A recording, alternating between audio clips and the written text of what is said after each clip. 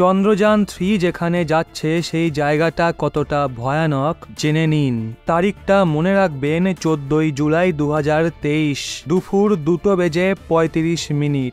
এই সময়টা ভারতের ইতিহাসের ওই স্বর্ণালী ক্ষণ যখন ভারতের চন্দ্রযান 3 চাঁদে পৌঁছানোর জন্য নিজের মিশন স্টার্ট করে দেয়। কিন্তু আজও মানুষের মনে চন্দ্রযান 2 এর ল্যান্ডার চন্দ্রপৃষ্ঠের খুব নিকটে গিয়ে ক্র্যাশ করার ঘটনাটা তরতাজা হয়ে আছে। চাঁদের ওই ডার্ক সাইডে ল্যান্ড করার চেষ্টা করবে যেখানে চন্দ্রযান 2 রহস্যময়ভাবে ক্র্যাশ করেছিল। চাঁদের এই সাউথ পোলকে কেন ডার্ক সাইড অফ মুন বলা হয়, কেন এই জায়গাটা এতটা রহস্যময়, আর কেনই বা ভারত বারবার এই জায়গাতেই ল্যান্ড করার চেষ্টা করছে, আজকের ভিডিওতেই সমস্ত প্রশ্নের জবাব নিয়েই আমরা হাজির হয়েছি। এরই সাথে জানবো চাঁদের পুরো কাহিনী। মিস না করতে চাইলে শেষ অবধি অবশ্যই থাকুন। বন্ধুরা, চাঁদ পৃথিবীর একমাত্র ন্যাচারাল উপগ্রহ। এটা পৃথিবী থেকে 3,84,000 কিলোমিটার দূরত্বে রয়েছে। মানুষ চিরকালই চাঁদের রহস্য জানার জন্য উৎসুক ছিল। তাই যখনই টেকনোলজি উন্নত হয় তখনই চাঁদে যাওয়ার চেষ্টা বেড়ে যায়। চাঁদে পৌঁছানোর ইচ্ছা প্রবলভাবে বৃদ্ধি পায়। আর শেষমেশ 20 জুলাই 1969 সালে নীল আর্মস্ট্রং চাঁদের মাটিতে প্রথম পা রাখেন। তারপর থেকে সমগ্র পৃথিবীর বিজ্ঞানীরা চাঁদের রহস্য উন্মোচন করার চেষ্টায় রয়েছে।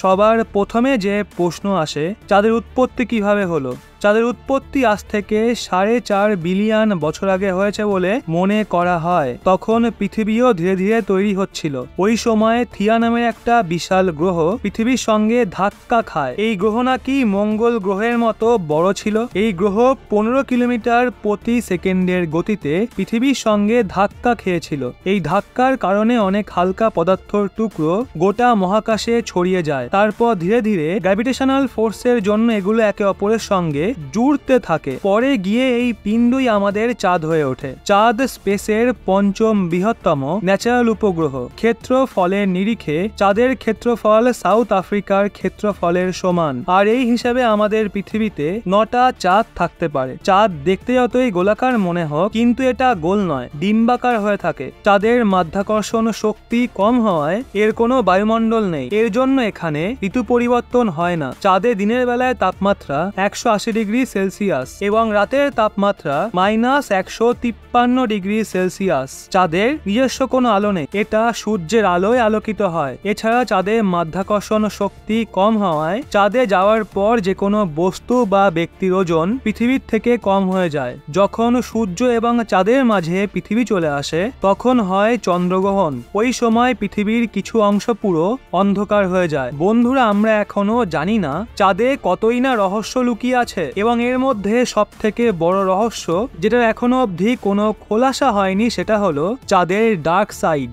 এটা চাঁদের ওই এরিয়া যেটা পৃথিবী থেকে দেখা যায় না। একে ফার সাইডও বলা হয়। ফার সাইড মানে নয় দূরের অংশ, ঠিক আছে, কিন্তু ডার্ক সাইড কেন বলা হয়? যেটা সব সময় লুকিয়ে থাকে, দেখা যায় না। এখানে কিন্তু ডার্ক সাইড মানে অন্ধকারে থাকা অংশ নয়। বাস্তবতা হলো এই অংশেও কিছু সময় পর্যন্ত সূর্যরশ্মি পৌঁছায়, কিন্তু সেটা দেখা যায় না কেন? চাঁদের এই অংশ পৃথিবী থেকে দেখতে না পাওয়ার কারণ চাঁদের নিজের কক্ষপথে ঘূর্ণন এবং পৃথিবীর পরিক্রমণ। আসলে চাঁদ পৃথিবীর সঙ্গে টাইডাল ফোর্সে জড়িয়ে আছে। এটা এক বিশেষ ধরনের বন্ধন, মানে যতটা সময়ে চাঁদ নিজেকে পরিক্রমণ করে ঠিক ততটা সময়ে সে পৃথিবীকেও পরিক্রমণ করে ফেলে, যার জন্য তার একটাই অংশ সব সময় পৃথিবীর সামনে থাকে আর একটা অংশ সব সময় আড়ালেই থাকে। এমন অনেক জায়গাও রয়েছে যেখানে কখনো সূর্যের আলো পর্যন্ত পৌঁছায়নি। ওখানকার ভূমি খুবই এবড়োখেবড়ো। 1959 সালে সোভিয়েত স্পেসক্রাফট লুনার 3 প্রথমবার চাঁদের ডার্ক সাইডের ছবি নিয়েছিল, কিন্তু বিজ্ঞানীরা যখন এই ছবি দেখে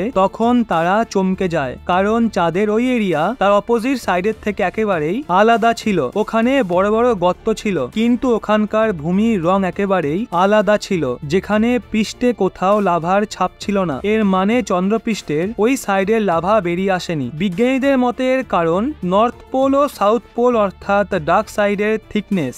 এখন যেহেতু চাঁদের ডার্ক সাইডের ওপরের অংশ অনেক মোটা, এর জন্য লাভা বাইরে বেরোতে পারে না, যেখানে নর্থ পোলের ওপরের অংশ তুলনামূলক পাতলা। এই কারণে ওখানকার লাভা বাইরে বেরিয়ে আসে। নাসার মিশন থেকে বিষয়টা স্পষ্ট হয়ে গেছে। চাঁদের সাউথ পোল পৃথিবীর সব থেকে ওপরের অংশ নর্থ পোলের থেকে 30 মাইল মোটা। আর এটা বিজ্ঞানীদের জন্য অনেক বড় প্রশ্ন ছিল, এমনটা কেন? তো অনেক অ্যাডভান্স সুপার কম্পিউটার এমন রহস্য উদ্ঘাটন করে যা শোনার পর আপনারাও চমকে যাবেন। এই থিওরিতে বলা হয়েছে যখন থিয়া পৃথিবী পৃষ্ঠের সঙ্গে ধাক্কা খেয়েছিল তখন সেই ধাক্কায় একটা নয় বরং দুটো চাঁদ তৈরি হয়েছিল। মানে আজ থেকে 4.5 বিলিয়ন বছর আগে রাতের আকাশে দুটো চাঁদ দেখা যেত। সময়ের ভিত্তিতে এই দুটো চাঁদ কাছাকাছি আসে এবং একে অপরের সাথে মিলে যায়। যেই ছোট চাঁদ ছিল সেটা চাঁদের ডার্ক সাইডের সঙ্গে মিলে যায়, যার জন্য ওই এরিয়ায় চন্দ্রপৃষ্ঠের থিকনেস অনেক বেশি হয়ে যায়। বলা হয় চাঁদের ওই অংশে মারাত্মক ঝড় হয়। এখানে ভীষণ বড় বড় গর্ত রয়েছে। এখানকার ভূমি পুরো এবড়োখেবড়ো, তাপমাত্রা অনেক কম থাকে। এই কারণে এখানে যে কোনো স্পেস ক্রাফটের সফট ল্যান্ডিং সহজ হয় না। কিন্তু এটা ওই জায়গায় যেখানে চন্দ্রযান 1 মিশনে জলের সন্ধান করা হয়েছিল। এখানে তাপমাত্রা অনেক কম থাকে, এর জন্য এখানে বরফ পাওয়ার সম্ভাবনা অনেক প্রবল। এছাড়া এখানে সূর্য থেকে আসা রেডিয়েশনও পৌঁছায় না, এর জন্য এখানে প্রাণের খোঁজও পাওয়া যেতে পারে। এই স্থানকে বেশি এক্সপ্লোরও করা যায়নি, এর জন্যই ভারত বারবার ওই জায়গায় ল্যান্ড করার চেষ্টা করছে। চন্দ্রযান 2 মিশনে ওই জায়গায় নামার সময় কোনো সফটওয়্যার গ্লিচের কারণে ল্যান্ডার চন্দ্রপৃষ্ঠে ক্র্যাশ ল্যান্ডিং করেছিল। আরও একবার ভারত পুনরায় চাঁদের ওই ডার্ক সাইডে ল্যান্ড করার জন্য তৈরি আছে। ভারত এবার তার পুরনো ভুল থেকেও শিক্ষা নিয়েছে, আর এইবার পুরো প্রিপারেশনের সঙ্গে ভারত চন্দ্রযান 3 কে চাঁদের উদ্দেশ্যে রওনা করিয়ে দিয়েছে। এইবার চন্দ্রযান 3 তে আরো অ্যাডভান্স লেজার এবং ক্যামেরার ব্যবহার করা হয়েছে, যাতে চাঁদের এবড়ো-খেবড়ো ভূমির মধ্যেও ঠিকমতো সমতল জায়গা খুঁজে সফটলি ল্যান্ড করতে পারে। চন্দ্রযান 2 তে ল্যান্ডার, রোভার এবং অরবিটার ছিল, যেখানে চন্দ্রযান 3 তে অরবিটারের জায়গায় স্বদেশী প্রপালশন মডিউল লাগানো হয়েছে। প্রয়োজন পড়লে চন্দ্রযান 2 এর অরবিটারের সহায়তা নেওয়া হবে। প্রপালশন মডিউল চন্দ্রযান 3 ল্যান্ডার এবং রোভারকে চন্দ্রপৃষ্ঠে ছেড়ে চাঁদের কক্ষে 100 কিলোমিটার ওপরে পাক খেতে থাকবে। এটা কমিউনিকেশনের কাজ করবে, কারণ এটা চাঁদের রোভারের থেকে ডেটা কালেক্ট করে ইসরোকে পাঠাবে। বন্ধুরা, এইবার আমাদের পুরো আশা রয়েছে এইবার আমরা চাঁদের মাটিতে সফলভাবে নেমে গোটা বিশ্বকে প্রমাণ করে দেব আমরা কারোর থেকেই কম নই। আর চাঁদের ডার্ক সাইডে যাওয়া আমরাই প্রথম সেই সাহসী দেশ হব যার বিজ্ঞানীদের অদম্য ইচ্ছা এবং কঠোর পরিশ্রম যে কোনো পরিস্থিতিকেই কাবু করে দেবে। বন্ধুরা, একজন ভারতবাসী হিসাবে গর্বিত হলে আশা করি ভিডিওটি লাইক এবং শেয়ার করে আরো মানুষের কাছে পৌঁছে দেবেন, এবং এরকমই লেটেস্ট আরো আপডেট পেতে অবশ্যই চ্যানেলটি সাবস্ক্রাইব করে আমাদের সঙ্গে থাকবেন।